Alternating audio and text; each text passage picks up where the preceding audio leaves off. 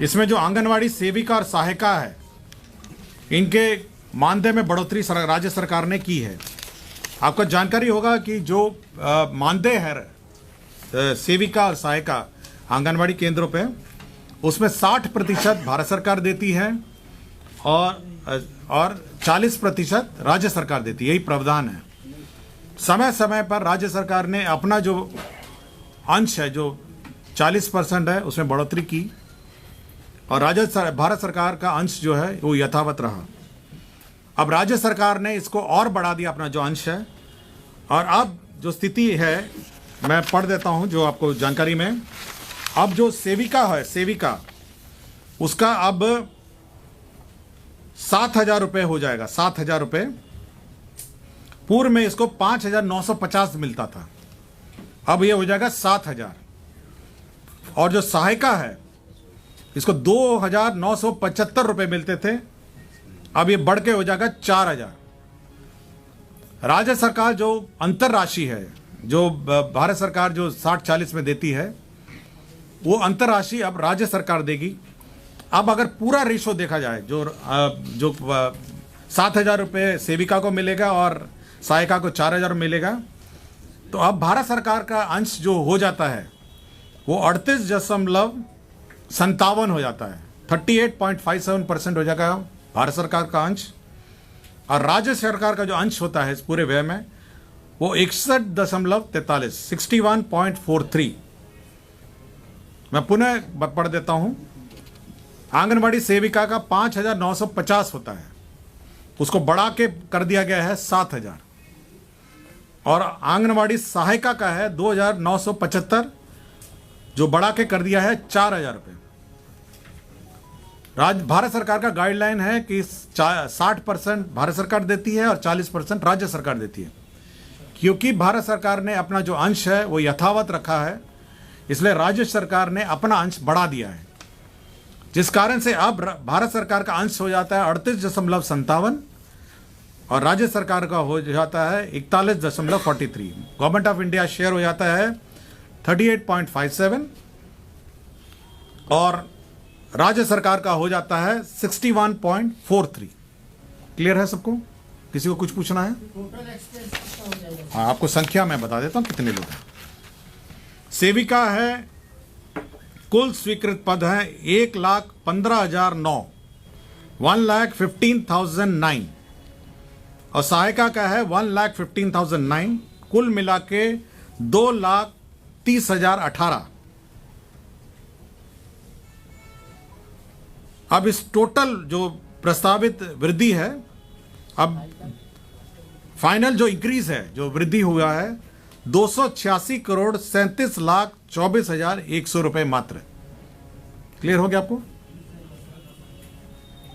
286 करोड़ 37,24,100। ये एडिशनल है। ये एडिशनल है। प्रस्तावित वृद्धि के उपरांत राज्य भत्ता हेतु राज्य स्कीम मद, ये राज्य स्कीम मद पर अतिरिक्त व्यय होगा। ये एडिशनल है 286.37 करोड़। ठीक है, मैं पूरा चार्ट आपको दे देता हूं, अब टोटल जोड़ घटाव कर लीजिएगा। ठीक है।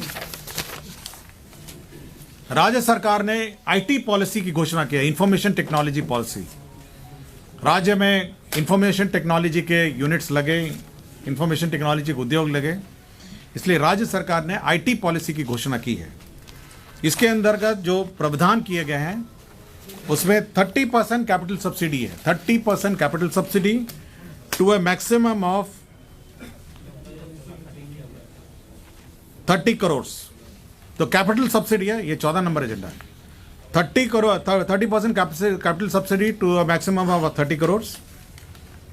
इसमें लैंड का जो कॉस्ट है वो 20% से ज़्यादा नहीं होगा और जो भी फाइनेंशियल इंस्टीट्यूशन द्वारा असेस्ड है, बैंक है, उनको यह सब्सिडी राशि दी जाएगी। इसका एक ऑल्टरनेटिव है, जो भी यूनिट्स हैं वो इंटरेस्ट सबवेंशन भी ले सकते हैं, जो 10% के हिसाब से होगा और ओवरऑल प्रोजेक्ट कॉस्ट का 50% या 40 करोड़ जो अतिरिक्त होगा। 30% कैपिटल सब्सिडी होगा to the maximum of 30 crore और interest subvention of 10% to a maximum of 40 crore. इसके साथ साथ लीज रेंटल सब्सिडी, जो आपका ये लेते हैं किराए पे ऑफिस लेंगे, उसमें 50 रुपये प्रति स्क्वायर फीट प्रति मंथ के हिसाब से भुगते होगा, जो 50% ऑफ लीज रेंटल होगा। और ये 5% प्रति वर्ष इसमें बढ़ोतरी होगी कमर्शियल स्पेस में। इसमें इलेक्ट्रिसिटी टैरिफ होगा 25% ऑफ द इलेक्ट्रिसिटी टैरिफ मिलेगा आपको, 25% of the electric tariff. Employment subsidy आपको मिलेगा 5,000 रुपये, जो ईपीएफ की कॉस्ट है वो 100% रिबर्समेंट होगा। और 100 से ज़्यादा करोड़ का अगर इन्वेस्टमेंट होगा तो राज्य सरकार अलग से निर्णय लेगी। तो ये आईटी पॉलिसी है, मैं इसका पूरा डिटेल आपको दे दूंगा। ये आईटी पॉलिसी राज्य सरकार ने स्वीकृत किया है।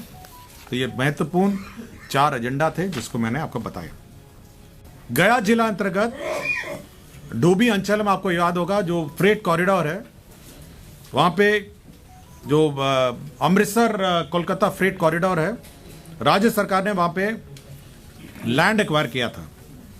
तो 636 एकड़ लैंड जो है, 636 एकड़ जो लैंड है वो इंटीग्रेटेड मैन्युफैक्चरिंग क्लस्टर के रूप में वहाँ पे अलॉट किया जाएगा बियाड़ा को। और इसके लिए एक एसपीवी बनाई गई है, स्पेशल पर्पस व्हीकल, तो वो जो अलॉट करेगा बियाड़ा के माध्यम से। ये 636 एकड़ भूमि है जो गया जिला अंतर्गत डोभी अंचल में अवस्थित है। तो एक इंटीग्रेटेड मैन्युफैक्चरिंग क्लस्टर जो है अमृतसर कोलकाता फ्रेट कॉरिडोर में, यह अब डोभी अंचल गया जिला में यह होगा। इसकी स्वीकृति राज्य सरकार ने दी है। इसकी कुल राशि जो है ये 95 करोड़ 71 लाख 9,800 रुपये है। तो ये कॉस्ट ऑफ लैंड भी है जो राज्य सरकार ने बियाड़ा को स्थानांतरित किया।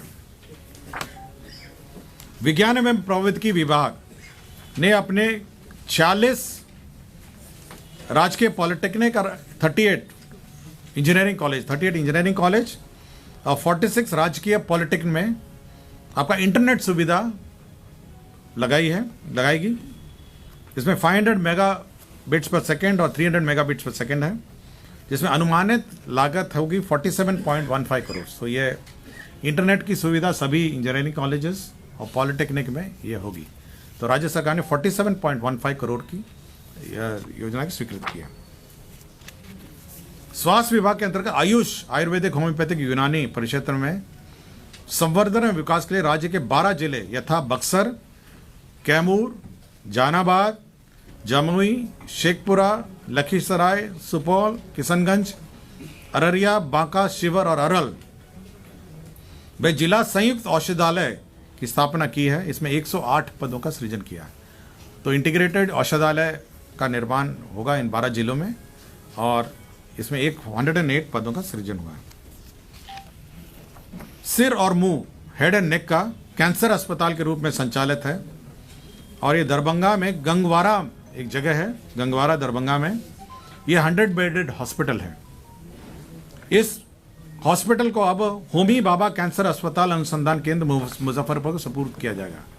आपको जानकारी होगा जो कैंसर हॉस्पिटल है मुजफ्फरपुर में वो संचालित है, बहुत अच्छी तरह संचालित है और काफ़ी वृहद पैमाने में मुजफ्फरपुर में संचालित है।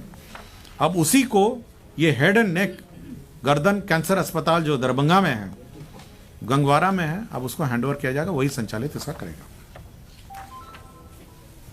मधुबनी जिला अंतर्गत फुलपरास प्रखंड अंतर्गत मदनपट्टी ग्राम के समीप सुग्रवे नदी पर गेटेड वियर एवं संलग्न संरचना के निर्माण कार्य के लिए 49 करोड़ 1,50,385 रुपए की स्वीकृति दी गई है। पटना जिला अंतर्गत जो आपका मेट्रो रेल का स्टेशन है, Moinul Haq stadium metro station है, उसके लिए जमीन का स्थानांतरण किया गया। पश्चिम चंपारण में वाल्मीकि नगर में आपको जानकारी होगा कि एक 100 कमरे का गेस्ट हाउस बन रहा है और साथ ही साथ वहाँ पे सभागार भी बन रहा है। तो उसके लिए राशि की आवश्यकता थी।